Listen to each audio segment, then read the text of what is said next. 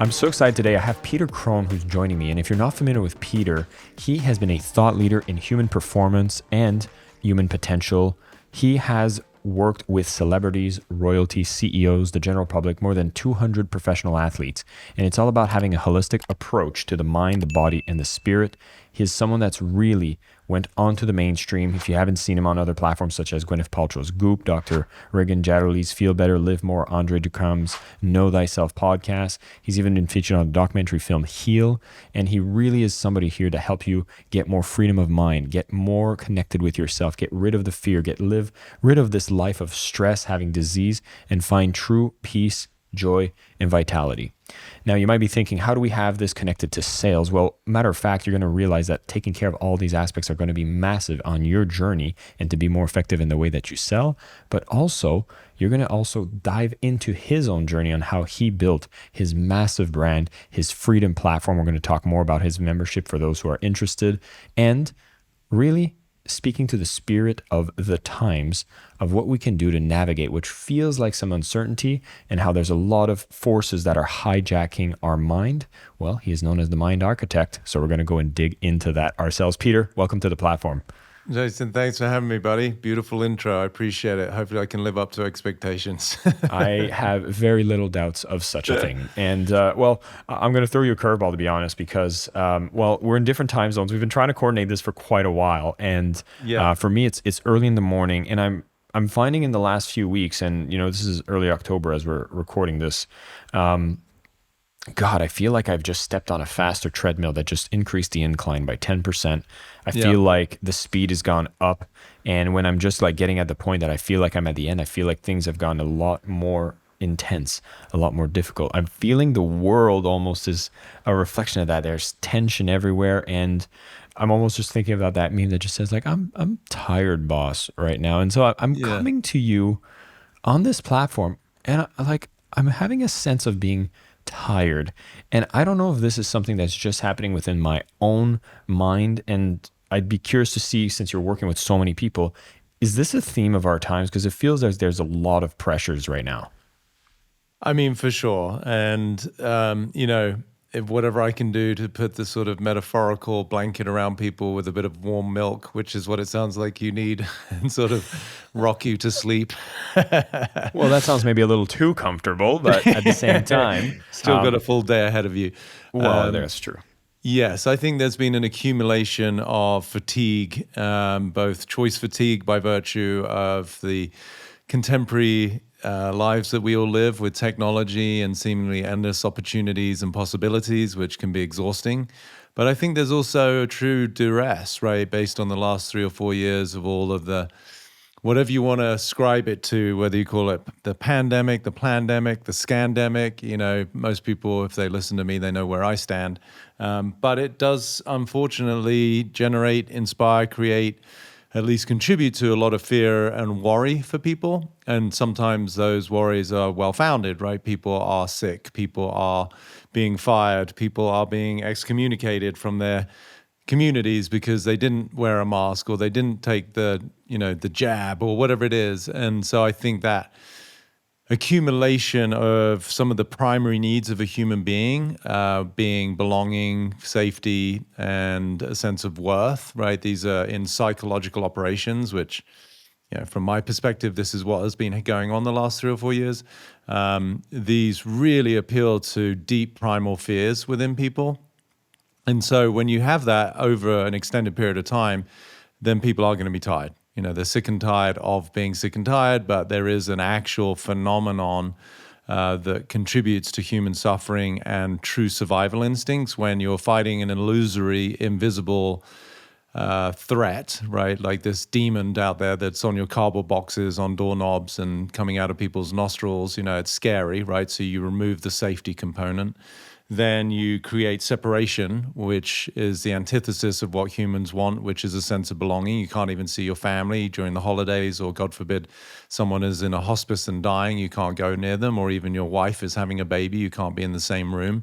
So that creates more anxiety. And then lastly, the insanity of somebody's more essential than another person, and as it relates to the workplace. So your value is now in question, right? So you strip a human being of those three primary needs, they're going to go into varying degrees of, panic, right? Terror, and certainly submission. And that's, as far as I'm concerned, that's the perfect formula to then present the silver bullet, or in this case, the sharp silver needle, that will apparently bring you back to life, which of course it doesn't, and quite often the opposite. So, yes, so basically there's a lot of suffering, and rightly so, for which I have compassion. I'm very much a stand and speak up about the atrocities that we've been going through, and the powers that be seem very hell-bent on their agenda of whatever it is: depopulation, control, transfer of funds, all of the things, one world government, digital currencies, all the things that we hear about coming down the pipeline, even manipulation of the weather and all of the things. So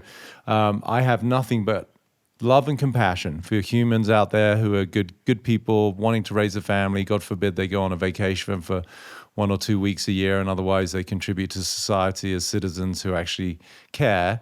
And I do whatever I can to fight the good fight. But to help people overcome that, it's one thing to know it. Okay, well, what do we do about it, right?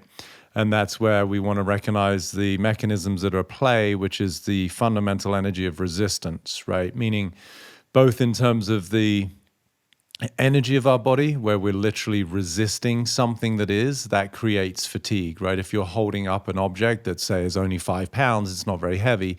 But, ask the same person in 2 hours, if they're still holding it with their arm extended, how does their shoulder feel? It's going to be pretty tired. So the invitation for people is to recognize there are things that we can control and there's things that we can't. And the latter requires a lot of faith and surrender. That's not always easy, but really to manage our own garden, to do the best we can to mitigate our own fears, and to trust that there's a greater intelligence at play, that even with all of the frequencies that exist in this dimension, some so beautiful as the love and kindness that we see normally amongst neighbors, and those some as sinister as these evil powers that tend to want to control everybody, that we can nonetheless lean into the light, hopefully, and to quote the title of your podcast, use love as a means to overcome whatever dark forces might be out there, and recognize that I really believe that 99% of the world are just good humans who want to hopefully have a relatively decent experience on this planet, in this dimension, which itself isn't always easy, and to trust that the other stuff, as they say, fear will break its own heart. So the people that are trying to control everything are coming from a mindset of scarcity and insecurity and inadequacy. And sometimes it takes a while, but invariably that kind of energy will compromise and demise itself. Mm-hmm. Well, Peter, I think that frames it perfectly, and so I'm very glad for that. Pretty heavy start out of the gate, but hopefully people got something from that. And that's it for the show today, guys. And so good luck out there, and go fight the good fight, folks. Well, I noticed, obviously I'm all about the selling with love, but the word that you have in a lot of your vocabulary is freedom, and that seems to be the core value that you speak about, and that you share, and that you're very passionate about people acknowledging, because it seems like it's a very powerful antidote to the hijacking happening around us. And so I'd be curious to see, how did you come to the freedom value being the highest one here? Great question. And I think it does, have certain bedfellows like love and worth and joy and possibility. But freedom to me is sort of the container, it's the catch-all, it's the space within which all of those other beautiful qualities and characteristics of what I would say is our inherent soul nature, they belong, right? So I think freedom really was the experience that I fortuitously sort of stumbled into almost through, my own forms of adversity. In this case, it was a relationship that ended where a girl that I, at the time, as best as I knew, thought I was in love with, the sort of the puppy love that we know in our 20s. And when she left, I fell apart, which was really sort of an extension of my fear of loss, my parents having died when I was young. So she sort of represented that next value proposition, after the most precious things, my own care providers, mum and dad, had died. And so, the ripe old age of 27, 28, this woman comes into my life, and sort of those very understandable young tenderhooks got linked and attached to her as the form of love. So when she left, I sort of fell apart, and like most of my friends or anyone who's gone through a breakup, and if you struggle, it was hard. But at the end of what was about a 7 to 8 week process of my own grief, I was sitting there one day and I had all these questions still sort of ruminating around my mind of like, where is she? Is she dating someone else? Will I see her again? Will I find love like that again? And in one foul swoop, I got the answer to all the questions, which was 3 words: I don't know. I don't know where she is. I don't know if I'll see her again. I don't know if she's dating someone. And I don't know if I'll have love like that again. And what I realized at that moment was that the very nature of life itself is uncertainty. And when you realize that the nature of how we perceive the future is usually a reflection of a history you haven't accepted yet. So I tell people, your future is not actually something you're creating, but rather remembering and then usually trying to avoid. It's a very powerful distinction. And people are like blown away just by that one statement, right? They're like, holy shit, that's all I've been doing for 30, 40 years and why I have anxiety. So at that moment, to come full circle to your question, I felt an experience of freedom cascade through every cell of my body that I didn't even know was possible. And that's all I could, ascribe it to, is I was just free. I was free from my own vacillations. I was free from my own superimposed worries into a future that I was completely oblivious to. And so that really set the tone sort of 26 years ago to realize that what I feel we're all looking for is freedom. And you can give it different names, right? Relief, joy, happiness. But really it's freedom from the constraints that I assert we arrive with, which sort of fall into those buckets of some feeling of inadequacy, some feeling of insecurity, and some feeling of scarcity, right? The I'm not enoughs, or I'm not safe, or I'm not loved. All of those create an immense amount of stress, duress, and suffering. And so as far as I'm concerned, the actual opportunity that it is to be human is to break free from those prisons, hence freedom. Amazing. And and thank you for coming to the show, folks. Yeah. Well, Peter, it's I'm thrown back. I have a friend because I feel like this ties into what you're saying and connects it on a spiritual level. I had a friend who had created this product line of colognes, and it was tied to the chakra system, and it was like every single chakra existing, and he had eight different colognes, and it was like, wait, isn't there 7 chakras? And what he explained was like, well, yeah, but when everything is in alignment, the chakra of what this is all about is freedom.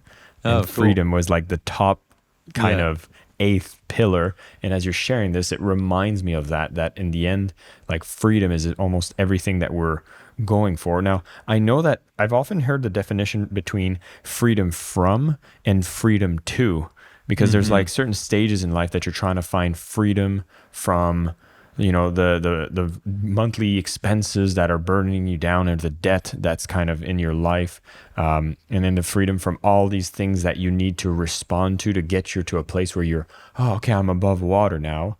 And then there's kind of this freedom to being inspired or taking action. Do you make any kind of distinction that way as well? And do you have some advice that comes from one perspective or the other? No, I mean, I do speak to that. And to me, that's how we tend to relate to time, albeit most people's relationship to time is dysfunctional, right? So freedom from is really speaking to history or our past, right? So it's the freedom from whatever has previously been weighing us down, a constraint, as you said, expenses or even traumas, memories, relationships that are actually behind us, but for the most part, because we're human, we tend to hold on to our history as evidence as to why we need to live in fear or anxiety today. So that's freedom from something that's actually expired, right? It's finished, but yet most people's history isn't behind them because it's still occupying their thought processes today. And then freedom two is more aspirational as opposed to expirational, right? So it's more we're heading towards something that occurs to us as a possibility or an opportunity. I want to have the freedom to travel to Iceland, Bali, whatever it might be. So that's aspirational. Yeah. But to me, mine is much more all-encompassing. It's freedom for all of it, right? Freedom from all aspects of time and space, so that I recognize my actual nature is freedom. It's not so much that Peter Crone is free, but rather I am freedom itself. Okay. Well, hold on. that left you stunned for a second. Does it show? I'm trying to bring it. Maybe it's the fatigue, but I feel as we get into this conversation, your fatigue is waning, which A little. typically You know happens. what? I didn't even have a coffee because I was like, I don't think I'll need it for someone who No, is going to be a mind architect. I think they're going to be doing just exactly. fine. Yeah. Work in And so, mysterious ways, my friend. wait, so like that's a statement that makes me go like, hold up a second, but like, what does that distinction mean, and how does it change in your actions when you embody that I am freedom? So, when you recognize that every human being by design, the actual equipment that we are collapsed with, like brain and body, right? The hardware, this meat suit that we interface each other with and then life itself, we become very, I would say, misidentified with this persona, right? Recognizing that our view of life gives our world. People think there's a world out there and that we're all looking at the same world, which is a complete misnomer. What you're looking at is your own view of the world. So now that view is very subjective, and this is why people could walk into an auditorium, somebody could be speaking, whether it be, beautiful wisdom that's spiritual, it could be sales tactics, or it could be, to do with tactical armed forces strategies. It doesn't really matter what the subject matter is. Everybody's going to have their own interpretation. For some people, it could be euphoric. For some people, it'd be confrontational. So you've got one person saying something, in this case, in this podcast, I'm saying something. For some people, they're like, holy shit, that just fucking blew my mind. For somebody else, they might be saying, I don't know who this guy is. Like, why am I listening to this? This is a waste of my time, right? So everybody's going to have their own world. Now, what that does is it gives us each this subjective view and this I. So when we go to bed at night, especially when there's these quiet times, you're driving in your car alone, you're in the shower, there's a dialogue, a narrative that we think of as ourselves. It's the voice in our head, right? And so that I is the subjective experience, or what I call the walking conversation, that we become misidentified with. So you could argue, that I does some work, attends some workshops, reads some spiritual books, maybe listens to Peter Crone or some other aspirational guests on your show, and they're like, oh my gosh, I now feel free. That's great. That's definitely an upgrade to most people who aren't free. Going back to your original question, they're tired, they're frustrated, they're under the guise of, I'm a victim of my circumstances, my boss, my job, they suck, whatever it is. That's a victim mindset. That's the antithesis of being free. So being free as an individual is certainly an upgrade to most human beings' experience of planet Earth.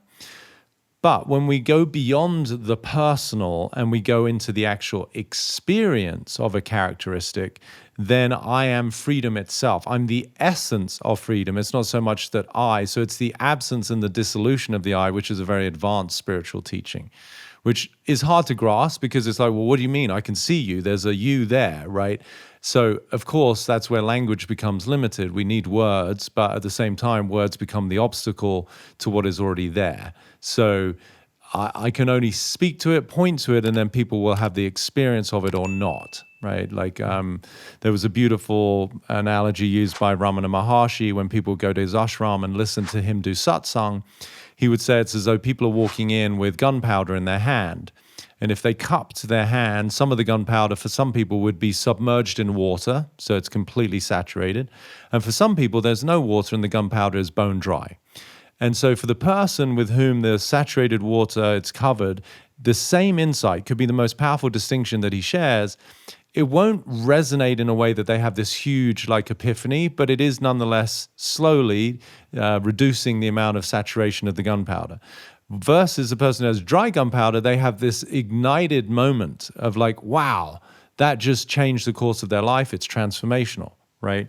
So understanding those distinctions and that we all have our own views, for some people realizing, holy shit, I am freedom itself, transcends the illusion of this isolated thing that we call I. And that's just an advanced state of, truly tapping into source, capital S, versus, self, small s. You shared how in a turning point in your life, you had what seems to be a moment like this that kind of changed the direction in your life, that you've gotten a chance to experience it. And I think for a lot of people that, it's like, okay, well, I want to skip to the good part. Like this is what he's talking about, that capital S source. That's what I want, right? But what you've just shared, given that we all have different perspectives, I feel like it makes it very hard to give a prescription on how for somebody can go and experience that, but there must be clues that make it more likely to happen, or activities that can help you get on that path. Am I assessing that correctly? For sure, no, very astute of you. But even in your own languaging, right, like sort of on behalf of your audience, say, oh, I want that, right? So therein lies the problem. The I that wants it is the obstacle to it. I had a feeling we were It's going to so go there. slippery, right? It's the Chinese finger trap. What was that? I was like, I had a feeling we were going to go there. Yeah, like shit. Damn it. Yeah, so that becomes, sort of the refinement, right? It's like you can perfect the eye, you can refine the eye, you can upgrade the eye, but eventually you have to discard the eye. And it's like Sri Nisargadatta, who was, for me, one of my favorite teachers, albeit, it's only through his book or books and his writings because he had passed. But he said it's like who we are as an individual, the subjective self is a doll that made out of salt, right? A salt doll. And he said enlightenment is throwing the doll back in the water, right? Because as you throw it into the ocean, it's not like the salt goes anywhere, but it disintegrates. It's the dissolution of the idea of oneself. But that's the last thing the ego wants to do. The ego will fight to the nth degree to keep its existence. This is why people have to be right. This is why relationships has always conflicts, right? Because whether between lovers in a marriage or nations or religions, like, somebody wants to be right, and guess what? The other person wants to be right. And so that's the attention to the perpetuation of, and really the attachment to the identity, which is really in the way of the unity and harmony that exists beyond all of it. So it is slippery. There is a prescription, but the prescription is, to try and get rid of yourself. But then how do I get rid of myself? It's a bit of a conundrum. Well, ladies and gentlemen, at this point, I'd like to make a call to action for you to go to petercrone.com and check out the Freedom Mem, because obviously there's a lot of tools that you share. A lot of them are free. A lot of them are paid, various products. So I'm going to invite people to explore that deeper. But I'm also going to speak on a kind of a tangent here, because we've started with, getting something for people to get their grasp on the times, understanding that we want to experience that freedom, being freedom. There's like an amazing end state, and it's going to be a path that's kind of our life journey in itself right then and there. And so there's going to be something for people to grasp onto that. But oftentimes when I bring on guests, I'm also very curious into the mechanisms that got you into being into this place that you are now. And I'm just, one thing I'd be curious about is when you had this, you spoke about the breakup you had in your late 20s. It sounds like that was one of the pivotal moments that you've had a transformation within yourself. Was it a moment of like embracing spirituality? Because I also had like a breakup in my late 20s that kind of got me to realize how important spiritual as a pillar was. But I had a whole background in business, and I kind of, saw myself more complete and be able to do some incredible things from there. But I'd just be curious to see, how did you integrate like the spiritual side? Was it something that you always had, or did it come from that moment?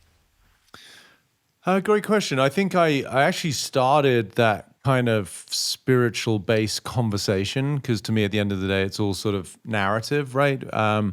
When I was in college, so probably a decade prior, like I was sitting under a tree with a friend back in the day when most of my buddies were just getting drunk, and it's not to say that I didn't have my fair share of, libations and alcohol. I had fun, but I also love to have a different discourse with this friend of mine, and we would talk about the nature of consciousness, and he was a great inspiration. He would, even back then, showing my age, which is sort of 3-4 decades ago, or 3 decades ago, he would still only eat food that if you dropped it on the soil, it would eventually grow, meaning it had life force in it.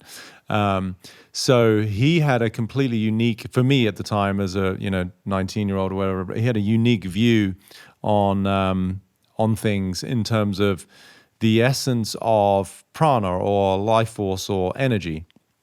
So that for sure planted a lot of seeds in this realm of spirituality. The event that I just mentioned earlier about the breakup, that was, I would say, that sort of hyperspace experience where I went from as best as people could integrate or interpret the caterpillar to the butterfly, it was a metamorphic type experience for me where I could never have calculated that. That wasn't, to go back to your word, prescription. I didn't follow a formula. It was just an epiphany, and whether that's just the design of my mind and how I'm able to channel and tap into these sort of deeper truths. But I can't really take credit for it, because it's something that happened to me, for me, through me versus by me.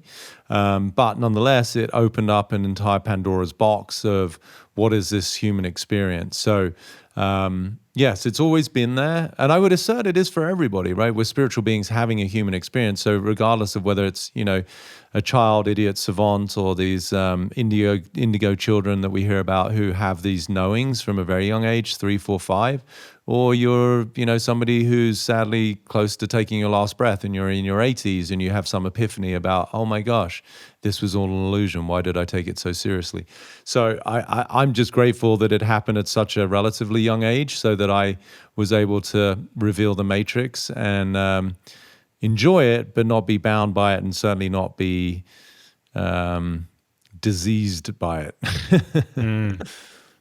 Oh God, I need to go back into spiritual because we're having so much fun. So I want to ask for, given that it sounds like we all have some sort of like, you have these people that have these epiphanies very young, some much older. And so we're all going on different paths, and there seems to be some sorts of, I don't know if this is your beliefs, but some sort of contract that we come in through here to have certain experience. And I'm trying to reconcile this with the freedom that we are as well, on how much are we completely free to shape this destiny versus how much do we feel like this experience has been kind of preordained for the whatever our soul wanted to experience and has encountered us with maybe some more difficulties than others or more ease than others, but having the freedom to kind of maybe change that path if you feel like you want to change that path, but then that seems to be back to, oh, well, that's what I want, and that's missing the point again. So I feel like I'm kicking myself here, Peter.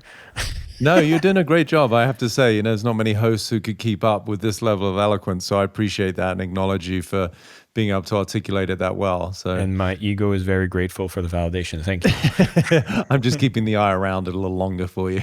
I'm actually doing you a disservice.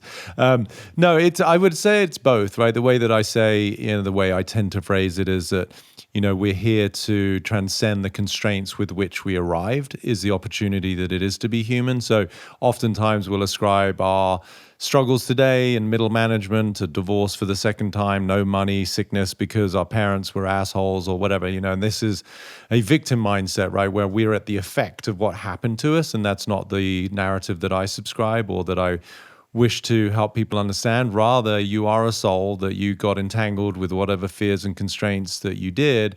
And so you will curate the events that you need in this lifetime to be able to break free. The only sort of quote unquote co-creation part, as far as I'm concerned, is to what degree are you ready to let go? Because as I said earlier, the ego's number one imperative is to be right. And so it's almost like the pain of suffering living within the prison of the constraint has to at some point outweigh the pain of discipline of change, right? And until that happens, people tend to stay in their comfort zones, albeit their comfort zones are discomforting, if you really get it. And that could use any forms of escape, right? Prescribed medication, street medication, weed, alcohol, sex, food. There's nowadays, sadly, for humans, going back to my point earlier about the number of choices, the paralysis that can come through choice fatigue.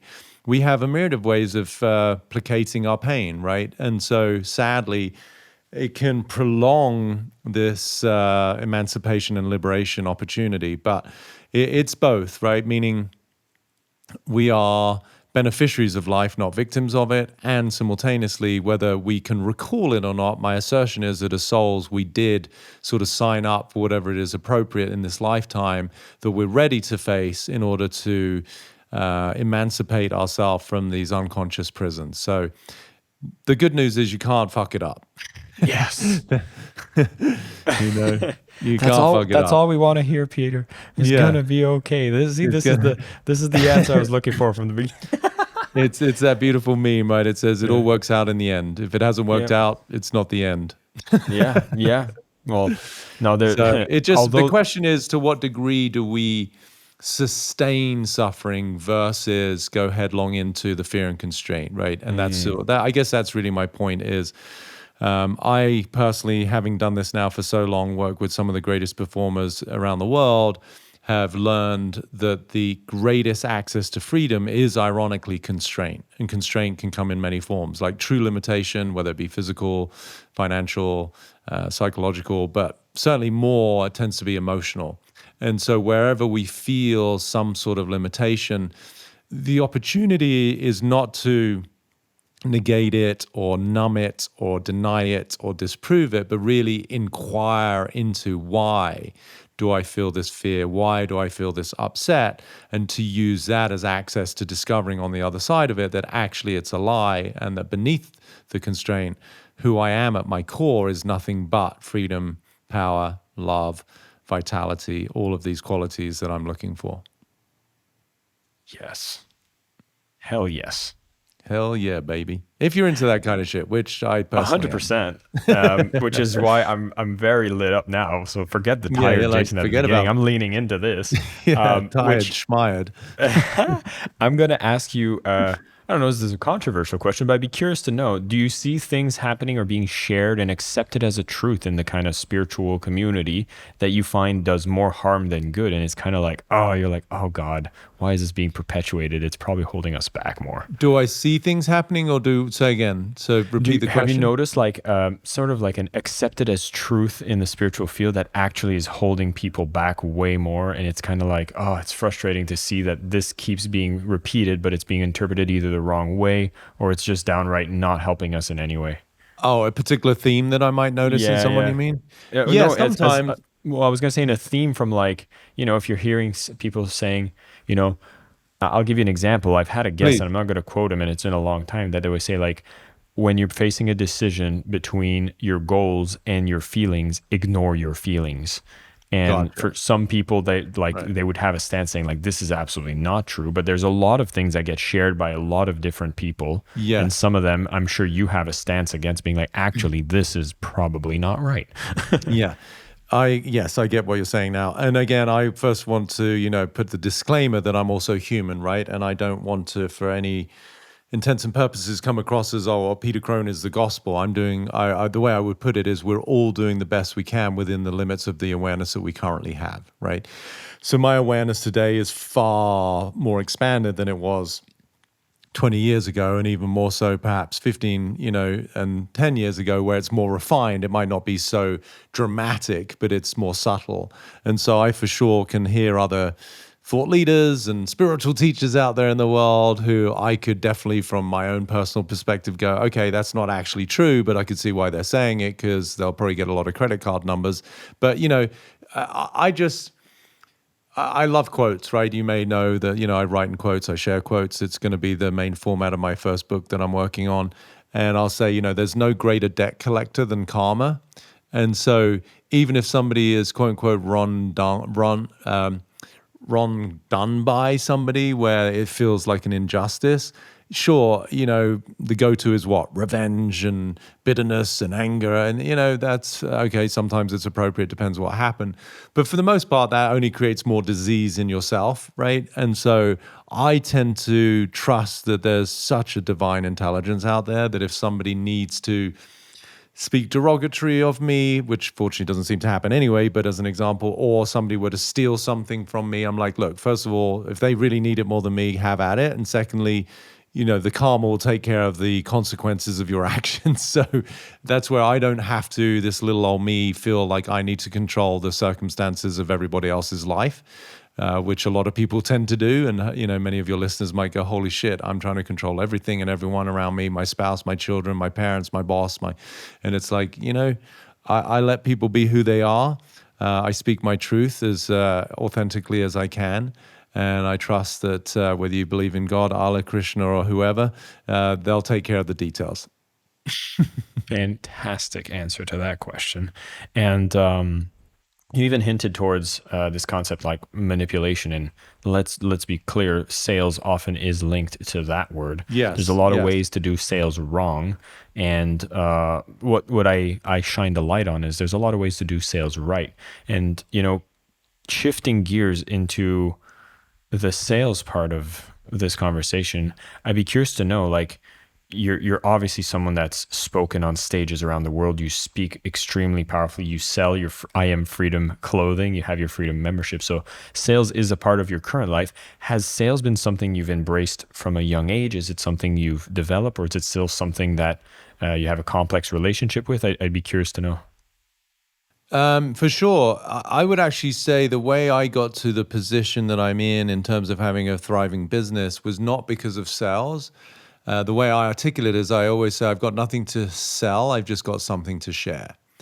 And so for me, which really speaks to the topic of your podcast, right? It's really sharing to me is loving, right?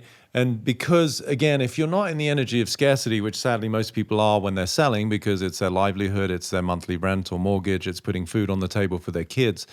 So selling is seen as a means by which they get to survive. If you're coming from that energy, then you already have to be in scarcity. You don't understand the abundant nature of the universe and particularly your own abundance, right? So for me, once I revealed the matrix, I realized there's nothing I need, there's nothing I have to say, there's nothing I have to do. I am all of it, which then removed any of the dis-ease that can be associated with the limitation of scarcity, inadequacy, or insecurity.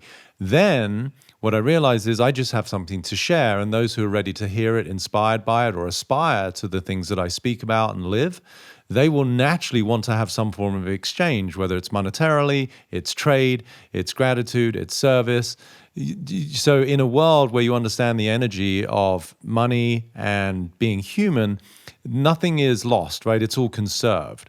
So for me, selling was never, ever my MO. There's nothing that I have to sell ever. All I'm doing is sharing. And those who are willing or inspired by what I'm sharing are naturally going to find their own way of reciprocating what it is that I'm sharing. So it took any pressure off me of having to do any selling. And when you I would want to go back into the original. Do you remember some of the first either royalties, celebrities, or CEOs that you ended up working with? And do you have an anecdotal story on how you were able to get that first big client that kind of really helped you propel the awareness and the brand of the Peter Crone? Yeah, I mean, there's many, and I tend not to drop names just because I feel it's, okay, it might be scintillating or tempting or whatever. It's, I I think I used to say it this way, which sounds a bit crass. It's like, I care so much, I don't care less about who you are, right? Like, so it's like, that's where I felt like I was able to access some of these, what people might think of as VIPs, because I just saw a human being. And every human being by design has got their own factory settings of limitations. So whether you're worth $1 billion or you've got 1 billion followers or, whatever it is that, you've got 1 billion women that want to sleep with you or, whoever the fuck it was, with all due respect, I'm like, I know because you're human and you're here on planet Earth that you suffer. And I can help you with that. Whether you're on billboards, on movie screens or on album covers, or on TV playing big sports events, it doesn't matter. So again, that's, I think, because of the energy. Again, life is all about vibration, frequency, and energy, if you listen to Tesla, right? So when I tapped into that realm, I realized that it's kind of like take it or leave it. I know what I do. I can wow anyone. I can free people's minds. So whether you're a stay-at-home parent who's struggling to pay mortgage, or you're a celebrity who just got like a $1 billion deal for being an athlete, like, okay, great. That's awesome. Now let's go beneath the surface and see what are you actually confined by, because that's what I'm interested in, because again, my commitment is to freedom regardless of who you are. I love that. I want to, I don't care about the individual, but I'd be curious because there's a lot of people listening. They're like, wow, I'd love to be able to get these kinds of clients, but they also have, thousands of people that might be knocking at their doors, either selling or sharing to want to offer value based from their perspective, feel like it's going to be more like more value than what they ask in return. But there must have been some things you had in place that opened the door for you, that allowed you to be. So did you have a lot of like Did you do a lot of connection? Were you able, had you built a social media? Was there like something that allowed you to have an open door to have your first types of clients? I think it goes back again to energy, not to sort of in any way dismiss the question in terms of practical answers, but I think going back to what I said earlier, I couldn't have possibly known that at the moment I was sitting at my desk when I was in a rent control apartment that I would get the answers that would reveal, the very truthful and sensical response to those seemingly unanswerable questions, right? Where is she? Will I see her again? Is I don't know. And at that moment, it's like a portal opened where I was no longer living in fear. And so the energy of being complete in myself, not having anything missing, is, I feel, the precursor to the seeming coincidences or coincidences of somebody who reaches out through my website, who says, hey, we've got a VIP that's interested in your work. Or, it's not strategic, my work. Of course, there's times where we're going to do some actual marketing to my mailing list because we have a new product we're launching, or I'm excited, obviously, when my book comes out next year that we'll let people know about it. But that then comes back to the sharing, I mean, think about how many people have heard about my mastermind, which is this incredibly powerful 3-month container. They've heard about it, but they didn't sign up. Okay, great. That wasn't for them, right? So all we can at best do is share. Hope that our sharing is at some level for some people inspirational. It shows them a glimpse of what might be possible for them. And then that's the invitation. Outside of that, as I said, again, I'm not particularly religious, but people say let go and let God, right? So when you can transcend that I that is so slippery that we discussed earlier, and you recognize the essence of who we are, which is I am abundance itself, I'm no longer looking for it outside of me. I am love itself. Why then would I ask somebody to bring it to me? Of course, it's fun to have those things reflected by meeting someone you're in love with, or getting a big check or a big opportunity or a big deal. But those things aren't what bring me the experience of love and abundance, because they are my nature. And when we live from the qualities that we think we're going to find exogenously outside of ourselves, then we manifest them effortlessly. If we're in the mindset of scarcity, inadequacy, and insecurity, then we're always looking to the outside world to provide them, at which level we're never going to get them fulfilled. You can at best have them transitory, but then you're going to lose them. Something will happen. Your business goes under. Someone steals something, because you're embodying the energy of lack itself.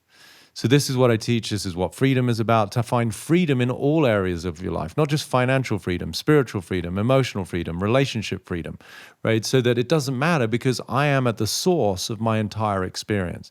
Everything outside of me is simply a reflection, and most people have it the other way around.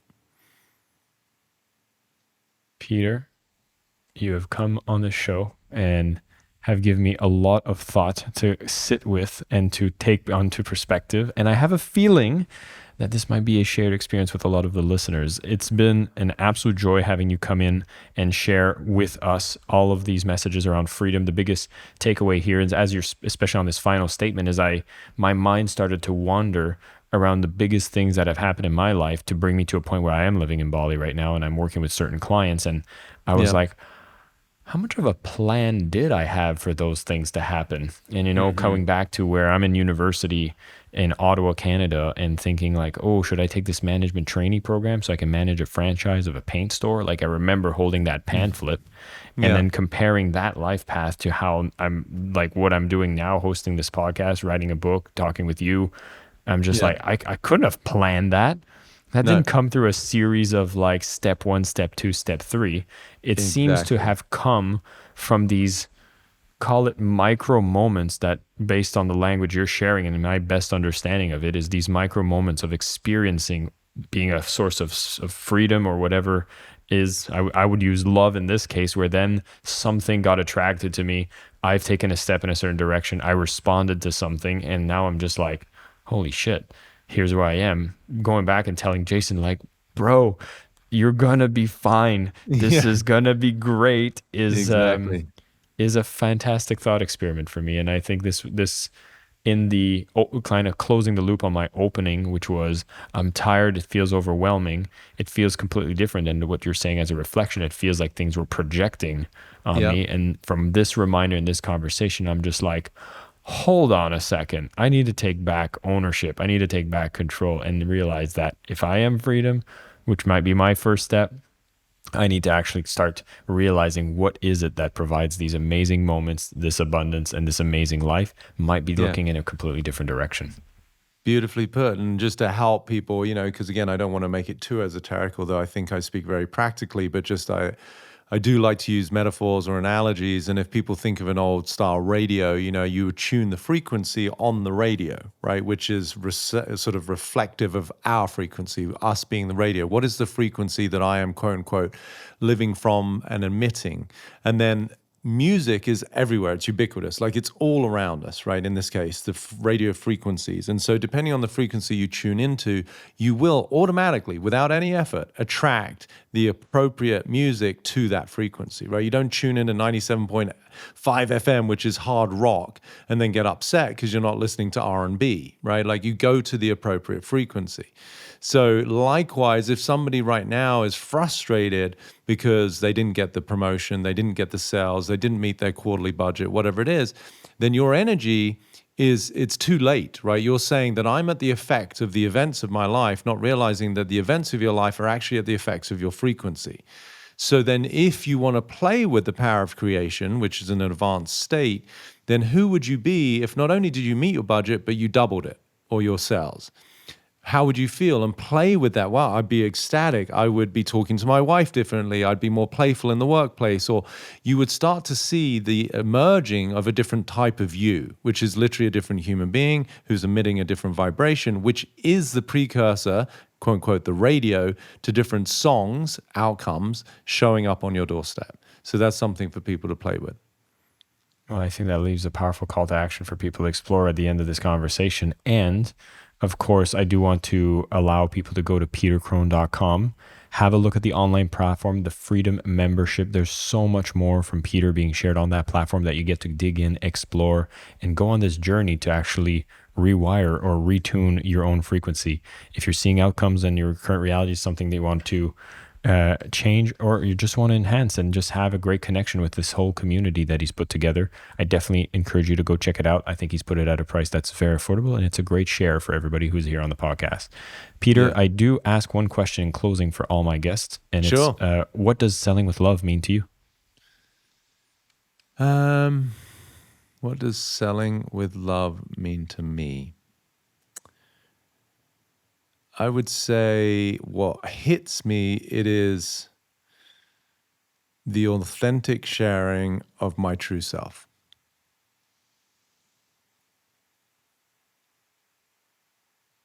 I like it.